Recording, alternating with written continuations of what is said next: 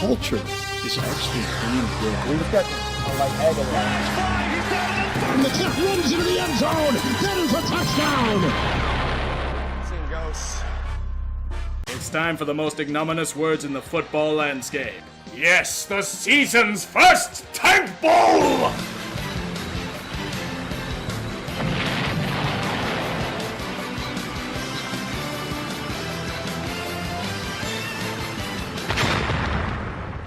Before we dig into the contest, let's go over the ground rules. The goal is to lose the game. Yes, completely against any sort of athletic ambition, but the prize of Tua is one that requires sacrifice. A meaningless win will only bring false hope and prolong futility. In this affair, the Bungles have seemingly been bred into the tank. Their offense has regressed from below average to a futility that would make the 74 Falcons proud. Red Rifle is shooting blanks as the Cardinals are doing something. I mean, they still fancy themselves as competitive, so it makes sense that they're trying. This is when Cincy needs to impress the 64 fans in attendance and ties up the game late. The tank is in jeopardy, but it's here where they remember the rules of the game and lie down to die. Arizona walks all over their defense as they kick the winning field goal. Congratulations, Cincy, you have won the first Tank Bowl, but great challenges and failure await. There will be many on the team desiring you to win, but do not trust them. Embrace the This is no ordinary Tank Bowl. This is a Super Tank Bowl.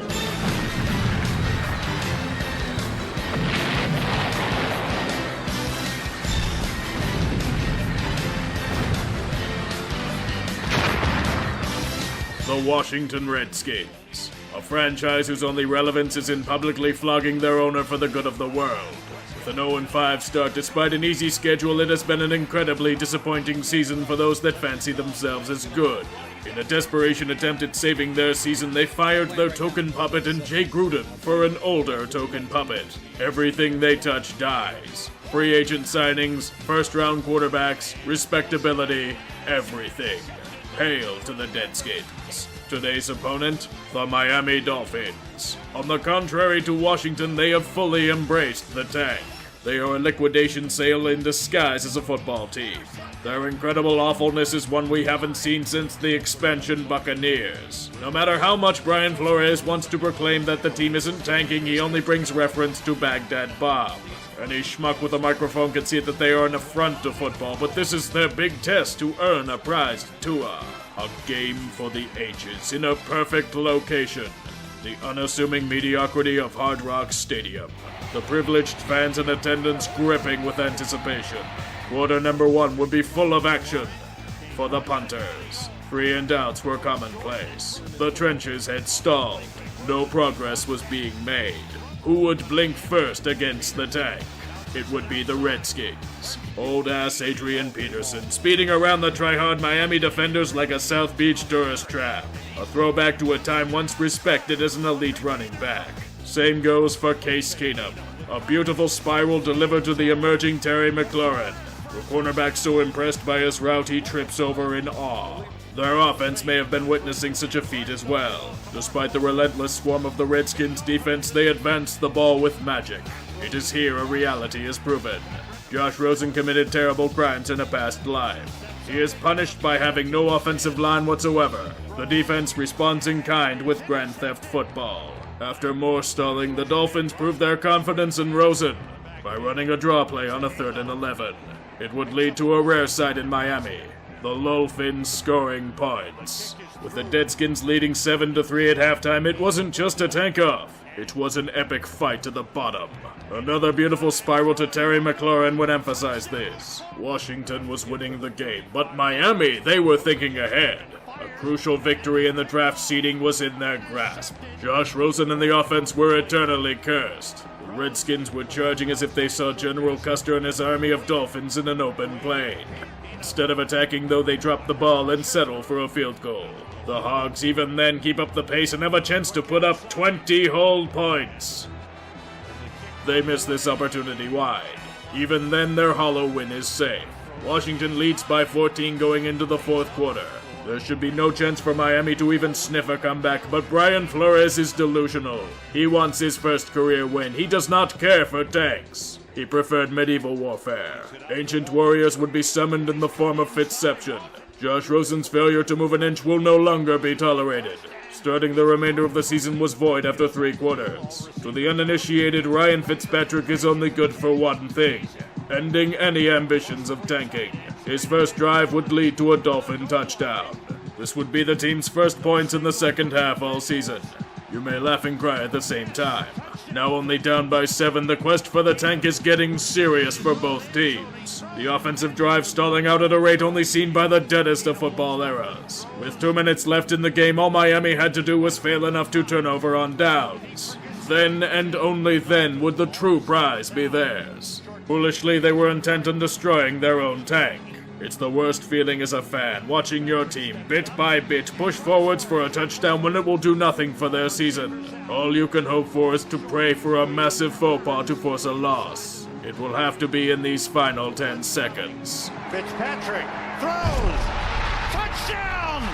Devontae Parker! The unfathomable horror. The Dolphins scored a touchdown. The tank would be ruined. Even worse, Miami wanted to go for 2 and end the game. All their fans could do was pray. Matchups at the bottom of the screen. Preston Williams, Josh Norman. Breaks from Drake, he dropped it.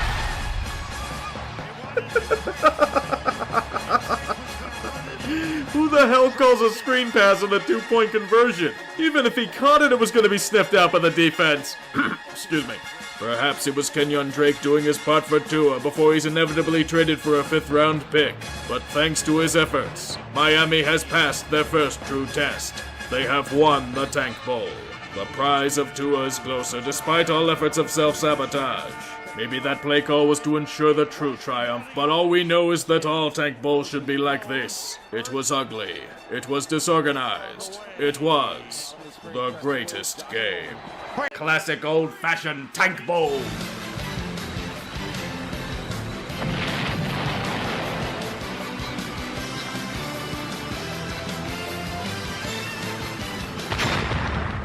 The Miami Dolphins have been in this situation several times this year.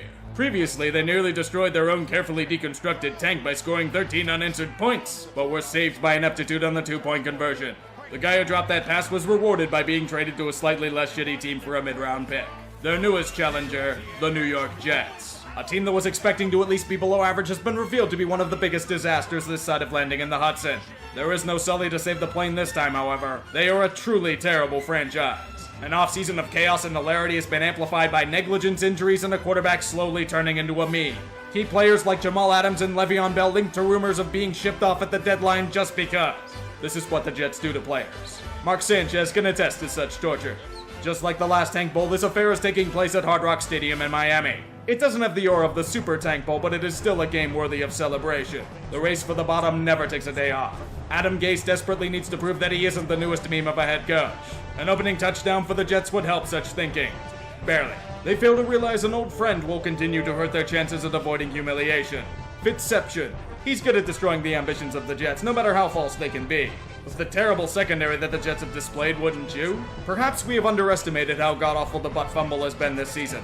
For as blatant as the Dolphins have been tanking, teams like the Bungles and Jets have been assembling their tanks in the shadows, inadvertently destroying their foolishly hopeful seasons by means of their own incompetence. Look at what they did this offseason. Gave a lame duck GM the keys to a crucial stretch, threw a shitload of money around at big free agents, and then fired him after the draft. They gave power to Adam Gase, the former Dolphins coach who had been coasting on his coattail riding of Peyton Manning for the past 5 years. Joe Douglas was kidnapped from his home in Philly and is crying himself to sleep every night. Look at this shit. Sam Darnold, what the fuck is this? What is this throw? You have guaranteed points, just take the sack. He's turning into more and more of a joke with every passing week. His confidence is shot. Even in the throws he's making, he looks awful. His footwork is shit, his reads are shit, his decision making is skittish. What the hell is Adam Gase doing? Wasn't he supposed to be this QB mastermind? Who knew that doing nothing for years would prove that wrong? Now Miami can rack up the score. To give New York a safety. Even for the butt fumbling, the Dolphins continue to give us good comedy. With the ball back, the Jets managed to do something and kick a field goal. They could have had 7, they get 5. Progress before halftime? I went to an independent doctor for a second opinion. They said there's a serious issue and I need surgery. What did we tell you about going outside the organization? You told me nothing. They've examined me and say that there's an issue. Are you fucking kidding? No, of course not. We had our doctors give you an intensive physical and said that everything was fine. You call that an examination? You sent blank MRIs to the doctors. Yeah, well, mistakes happen. You can deal with it or be fined for every week you miss. What? You heard what I said. You don't have a problem. Now, if you don't get back on the field, you're not getting paid. This is ridiculous. Okay, fine, we'll compromise. We'll put you as doubtful for next week's game. Doubtful? I'm getting surgery on it soon. That's an unexcused absence. Seriously. Our doctors graduated from Long Island Community College. They're the best we can get. If they think you're fine, you're fine. Fuck this. That's a fine. The second half would bring us to a deep grind for the tank. A battle of field goals will commence, except for this one which was pushed wide. The offenses would fall victim to the void. A tank ball we were expecting just a tad late, with gains as non-existent as those at a Magic the Gathering convention. Even for their failure, the Jets were only down by 9 with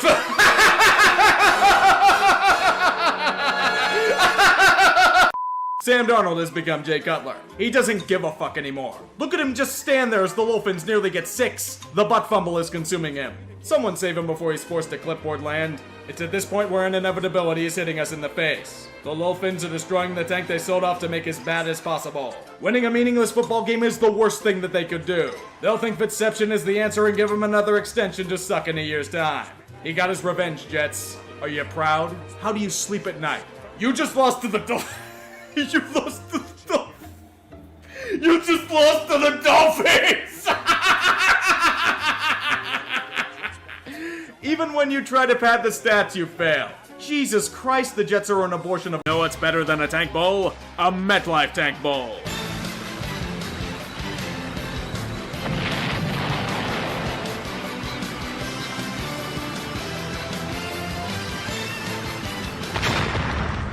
The battle for New York City supremacy has many faceted layers to dissect. Whether it be the Jets' humiliation the previous week to Pat Shurmur's so-called coaching, all of that can be vanquished in glorious battle. There were miscues, there was terrible pass coverage all around, there were missed field goals, there was even the typical Daniel Jones game of multiple fumbles. Everything was lining up for a sloppy yet tightly contested game. This looks like a job for Saquon. Watch him run for 1 yard on 13 carries, and then gets injured. This looks like a Jets victory by default, and that's saying something. They capitalized on a few Giants fuck-ups and pretend that Adam Gase is a decent coach. For the G-men, John Mara's rich man pissed and ready to vent his frustrations in a cigar bar after 6 straight losses. You know what time it is. Cue the round ball rock.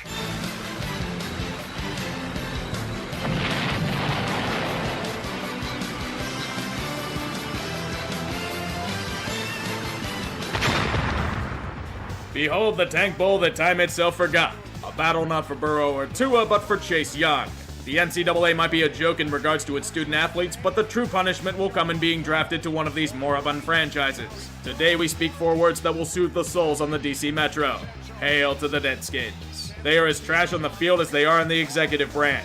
The Jets have no interest in tanking, for their main interests are in pretending their head coach isn't a divisive egomaniac, and having players go public with their gripes about alleged incompetence in the organization. The Redskins are somehow on a worse hole than this. Dwayne Haskins is fucked. He is literally fucked. He pleads for his offensive line to tell him what he can do better, but it falls on deaf ears. I know something else that might, though.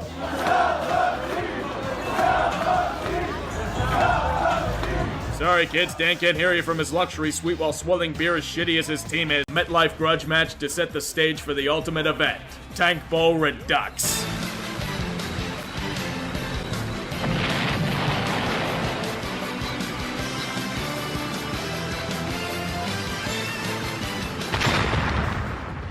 The Jets are looking for a little more out of their personnel, especially after last time these two met.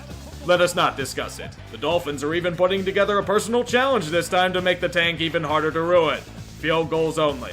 Jason Sanders was pretty busy going 7 of 8 with the boot, but this is Miami. As long as the Jets play like they did against the Raiders, they'll be fine. I hate to play spoiler, but they don't. The result is a game that was ugly to most in attendance. The only value for tank watching. Both were destined to duel in a game that one team unfortunately had to win. The field goals would be extra fierce in the fourth quarter. Both teams trading leads left and right until Miami did the unthinkable. They had the lead with 2 minutes left. A horrible sight. May the children be protected from such a fate. But look beyond and see great news. The NFL is intervening. The rule everyone bitches about does nothing. It managed to change the game. The Shield did something right today. It saved us all from mutually assured destruction. Peace is restored. The Dolphins' tank is safe, and the Jets keep jetting. It's apparent to everyone but 2 people that Adam Gase was a terrible hire who has learned nothing from his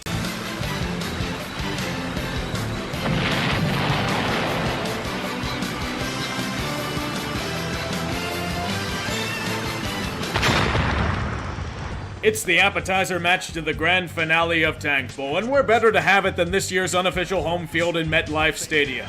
The Dolphins trying to destroy their beautiful tank against what might be Eli's last ride. With such a matchup at hand, neither team would surrender such a must-lose game for both sides. For a hot minute, I was worried that Miami would tar and feather all the values they hold dear, but Manning had different plans. He took advantage of a terrible Dolphins defense despite his propensity for interceptions. Does everyone remember who Saquon was? He managed to do something without being ineffective or injured. It is the worst-case scenario for the Giants. They are sabotaging their own tank. Maybe they learned that Chase Young might be staying in school for another year and decided it wasn't worth the hassle. They may still be in second place for the Tank Bowl, but this is a brutal setback for them. And for what? A farewell that might replay in Week 17? The consolation prize to the greatest game does not get such attention. The final fight for what could be Chase Young can only be brought about with 2 words. Tank Bowl!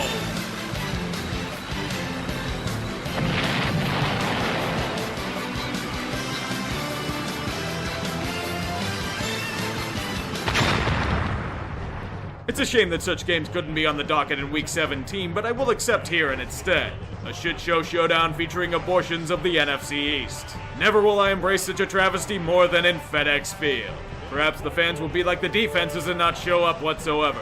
Daniel Jones and Dwayne Haskins need to be the stars of this show. Look at the non-existent resistance they encounter from these dead teams. It's just like spring break in Cancun.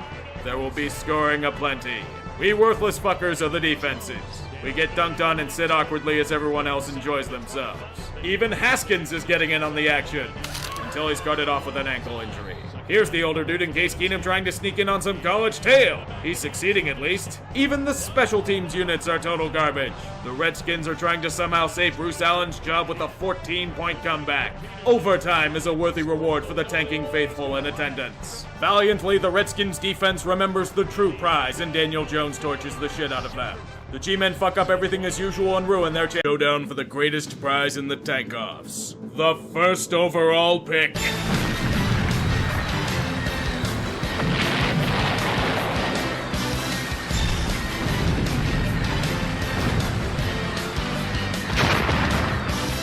It's a matchup worthy of song. 2 indescribably awful teams locking horns in the battle for Burrow. Yes, the name changed as Tua got injured and sucks as a prospect now because glass hips. But what we do know are the contenders. The Cincinnati Bengals. The finest tank we've seen this year without even trying. To witness such failure is akin to art. Only few can understand such genius. Their bungling has finally done them some good for once. If they lose this game, they will gain the ultimate prize of the first overall pick. Their opponent in the matter, the Miami Dolphins. The original top contender for the Tank Bowl, they have gone astray of the goal. The Lolfins have fancied themselves as a competitive team and are winning games. It is the ruination of the finest ambitions of the executives at the top. Damn their coaches and players for wanting jobs next year. Perhaps they want more tanking in their futures. There is only one place where such a battle can be held. Hard Rock Stadium. The home for many an outstanding Tank Bowl throughout the year. Maybe the Dolphins will finally wisen up to the critical nature of this game. If you were hoping that they would see the light, you would be burned. Just like the Bengals defense on most drives in the first half. Ryan Fitzpatrick is a veteran who knows what it's like to destroy tanks. He's so effective that you could call him a javelin. There will be no survivors. 14 straight points on the board for Miami before the Bengals could even consider scoring anything. The Dolphins responded to this affront to their winning with another touchdown. The rout was on, as it appeared that all of Cincinnati's planning was being executed flawlessly. They were embracing their destiny.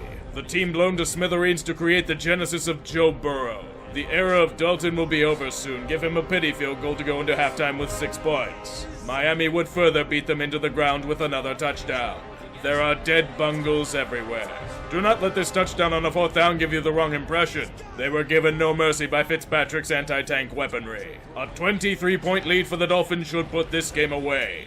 But then some say divine intervention occurred on the football field. This very day, in the year of our Lord 2019, was to be blessed. Andy Dalton was given the arm of Zeus. His thunderbolts were hurled into the heart of each and every one of his wide receivers. CJ Uzoma would be the next man to find the end zone. The lead now down to 16, all Miami had to do was run down the clock and they should be good.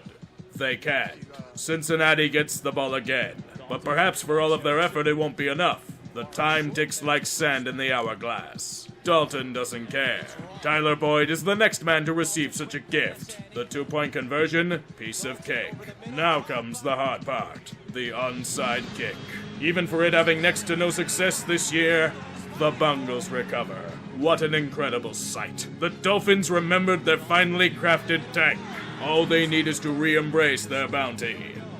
4 seconds left. Dalton has time, looking now, throwing end zone, and it is caught! Tyler Eifert! Can you feel it, lads? Can you sense the magic happening? Dalton, flushed out. He's angling for the end zone. Dalton trying to get in! He does! A massacre reversed into a match of legend. We are going to overtime. The gods demanded more tanking for us to enjoy. The first overall pick must be earned. It cannot be given. All of the 3rd down stops in bonus football would be proof of that. It will lead us to the most satisfying outcome of all. A tie. The greatest tanks got in a stalemate of suck. It is so beautiful to think about that I can almost taste it. Miami just has to... Dolphins. No! Stop! Stop! Don't ruin this beautiful moment for us! I swear to God if you... God fucking damn it! You've ruined the greatest outcome possible! You guys can't even tank right! You ruined it! You ruined it all! What a cock tease. The Bungles claim the first overall pick in the draft. Enjoy your burrow. I hope the Dolphins get fucked with the sharp end of a fisherman's spear.